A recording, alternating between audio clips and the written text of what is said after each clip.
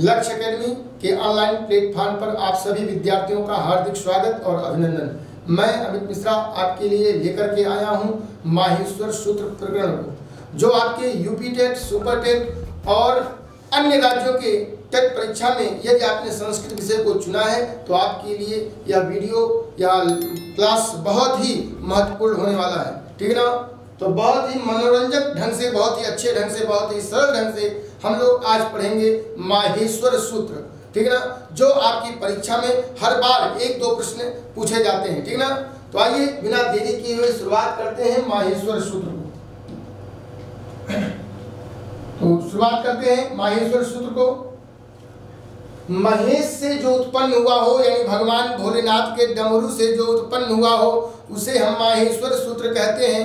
ठीक है ना? विद्वानों के द्वारा गाया गया एक बहुत ही प्रसिद्ध श्लोक है जो आपके सामने है कि नृत्तावसाने नटराज राजौ ननाद ढक्काम नव पंचवारम उद्धरतु कामाः शनकादि सिद्धान् एतद्विमर्शे शिव सूत्र जालम। ठीक है ना? कहते हैं कि नृत्तावसाने, यानी कि नृत्य के अवसान पर, यानी नृत्य की समाप्ति पर, नटराज राजो, नटों के जो राजा अर्थात भगवान भोलेनाथ, भोले शंकर, ननाद अर्थात निनादित किया। बोले किसको? धक्का मान होता है डमरू को। कितनी बार बजाया? बोले नव पंचवारम। ठीक है ना? 9 5 14 होता है। 9 5 बच्चा कितना होता है? 14 होता है।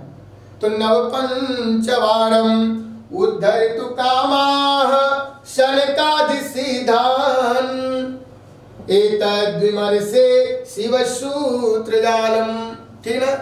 ऐसा उद्धरण किया, उद्भावित किया, निकाला किसके लिए? बोले सनकादि सिद्धांत, बोले सनक, सनंदन, सनत कुमार आदि ऋषियों मुनियों के लिए एक विमर्श निकाला। ठीक है ना? जो शिव के सूत्र में, शिव रूपी सूत्र में क्या हुआ? बदल गया। शिव सूत्र के जाल में जाल रूपी बन गया। ठीक है ना? उसी को हम क्या कहेंगे? माहेश्वर सूत्र कहेंगे। तो भगवान भोलेनाथ की तपस्या पाणिनि ने किया।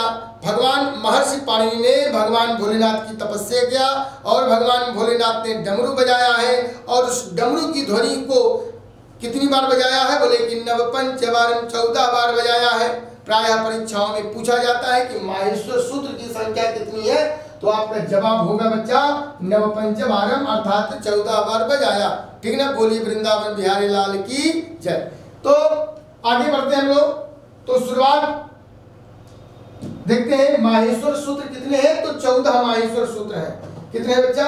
14 माहेश्वर सूत्र हैं। तो एक बार हमारे साथ आप वाचन भी कर सकते हैं। देखिएगा, सबसे पहले जो डमरू बजाया है भगवान भोलेनाथ ने, सबसे पहले जो डमरू बजाया है और उसमें से जो ध्वनि निकली है उसको पाणिनि जी ने ऑब्जर्व किया, उसको ग्रहण किया। किस रूप में? बोले पहले सूत्र में बजाया गया है अयूरा। ठीक ना? देखते हैं अयूरा। देखिए अयूरा, फिर ऋद्रिका, ए ओंगा, ऐ औच, हय वरट, लड़, यमगणनम, यमगणनम।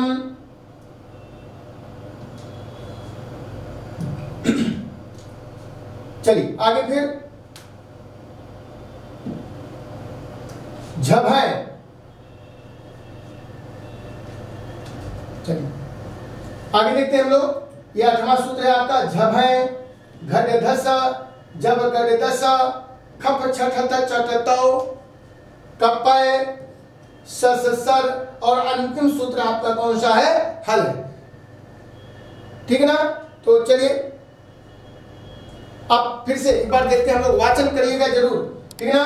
आपको माहेश्वर सूत्र याद होना चाहिए, क्योंकि यह प्राथमिक यानी पहली क्लास है। और संस्कृत में यदि आप संस्कृत विषय को लेकर के आप अपनी परीक्षा दे रहे हैं तो आपके लिए माहेश्वर सूत्र सबसे महत्वपूर्ण होने वाला है। ठीक ना? तो एक बार हमारे साथ वाचन करिएगा। बोलिएगा अयूर, ऋद्रिक, ए ओंग, ऐ औच, हय वरट, लड़, यमगणनम। आगे देखते हैं झभय, घटधस जब घटधस खप छटत चटतो खप चटत चटतो कपय सससर और हल। ठीक है ना, आगे देखते हैं फिर, चलिए और आगे लगे। हाँ चलिए बहुत बढ़िया।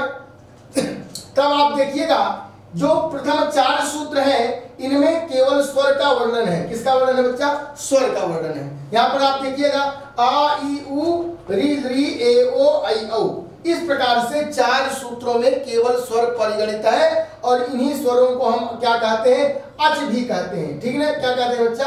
अच कहते हैं। अच में सभी स्वर परिगणित हो जाते हैं। ठीक है ना। अब आप देखिएगा 5वां सूत्र है हैवर्त और लण।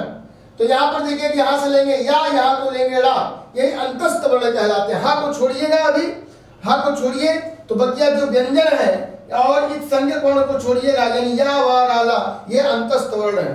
क्या कहलाते हैं? ये अंतस्थ वर्ण होते हैं। आगे बढ़ते हैं हम लोग। फिर आपका यम, ये 7वां सूत्र है। ये इन्हीं को हम नासिक वर्ण भी कहते हैं और इनको हम वर्गों का पंचमाक्षर कहते हैं। क्या कहते हैं बच्चा? वर्गों का पंचमाक्षर। जैसे का वर्ग, चा वर्ग, टा वर्ग, ता वर्ग, पा वर्ग, ये प्रत्येक वर्ग का 5वां वर्ण है। ठीक है, आगे बढ़ते हैं हम लोग। फिर देखिएगा झभय घटधस, झभय घटधस, इन 2 सूत्रों में वर्गों का 4th वर्ण परिगणित है। देखिएगा 4 सूत्रों में, 2 सूत्रों में यानी झभय और घटधस में वर्गों का 4th वर्ण है। कितनी वैज्ञानिकता है आप इसको देख सकते हैं। जस, ठीक है ना। ये जो 10वां सूत्र है इसमें वर्गों का 3य वर्ण है। ठीक है ना। कौन सा वर्ण है बच्चा? 3य वर्ण है। ऐसे ही आगे बढ़ते हैं हम लोग। तो खप छटत चटता और कप, इन 2 सूत्रों में वर्गों का प्रथम और वर्गों का 2य वर्ण परिगणित है। आगे देखते हैं हम लोग। तो 13वां और 14वां सूत्र लेंगे तो देखिएगा सस्तर और हल, इन 2 सूत्रों में ऊष्म वर्ण परिगणित है। ठीक है। तो इस प्रकार से परीक्षाओं में प्रश्न कैसे पूछे जाते हैं इसके आगे हम लोग देखते हैं। तो आइए कुछ महत्वपूर्ण बिंदु हैं, इनको भी देखते हैं। अब जैसे हर बार परीक्षाओं में एक सवाल पूछता है कि माहेश्वर सूत्र का अन्य क्या नाम है। ठीक है, तो आपके पास जवाब होना चाहिए कि माहेश्वर सूत्र का अन्य नाम क्या होगा? प्रत्याहार सूत्र है। चूंकि माहेश्वर सूत्र की सहायता से ही प्रत्याहार का निर्माण होता है। एक तरीके से आप कह सकते हैं कि प्रत्याहार जो बनता है उसका जन्मदात्री कौन है? तो माहेश्वर सूत्र है। यानी प्रत्याहार का निर्माण माहेश्वर सूत्र की सहायता से ही होता है, इसीलिए इसका नाम हो गया प्रत्याहार सूत्र।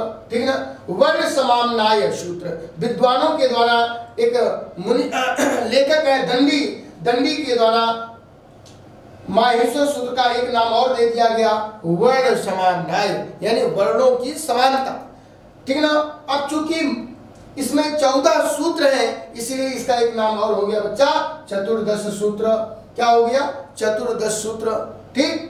अब भगवान भोलेनाथ की डमरू से उत्पन्न हुआ है इसीलिए इसको शिव सूत्र भी कहते हैं। क्या कहते हैं? शिव सूत्र। और आगे बढ़ते हैं हम लोग।